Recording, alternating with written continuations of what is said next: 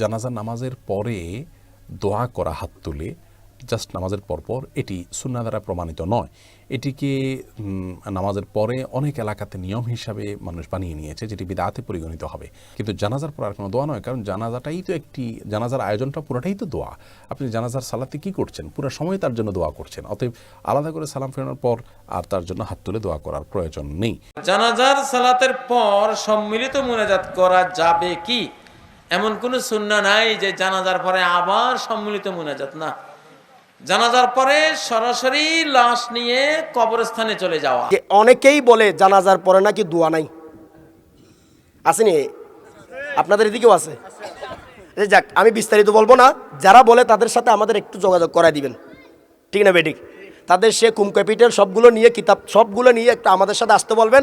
আমাদের বাহারুল উলুম আলমের জাহাজ সাগর রয়েছে, সুবহানাল্লাহ বলেন না? উনি কিতাব পড়েন না এমন কোনো কিতাব নাই।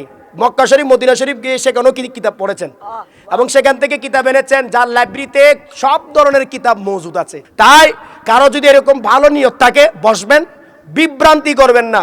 জানাজার আগে পরে দোয়া নিয়ে আবু দাউদ শরীফের হাদিস, আবু দাউদ শরীফের ব্যাখ্যা, আল্লাহর প্রিয় নবী বলতেছেন যে তোমরা যখন নামাজ শেষ করবা, জানাজার নামাজ শেষ করবা, ফাখলিসু লাহুদ দুয়া, ওই মৃত্যু ব্যক্তির জন্য তোমরা দোয়া করো। খেয়াল করবেন, অনেকে বলে হুজুর নামাজ তো দোয়া, আবার নতুন করে কেন দোয়া?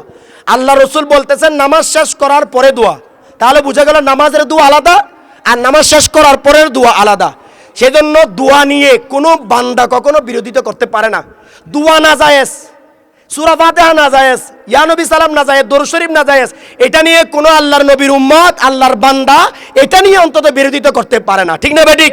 কারো জ্ঞানের ঘাটতি থাকতে পারে, আপনার মধ্যে নাও পৌঁছতে পারে, আপনি নাও পেতে পারেন, আপনি সেই কিতাব নাও দেখতে পারেন, কিন্তু সমাজের মধ্যে ভুল ফতোয়া দিয়ে মানুষকে দোয়া থেকে মাহরুম করবেন না।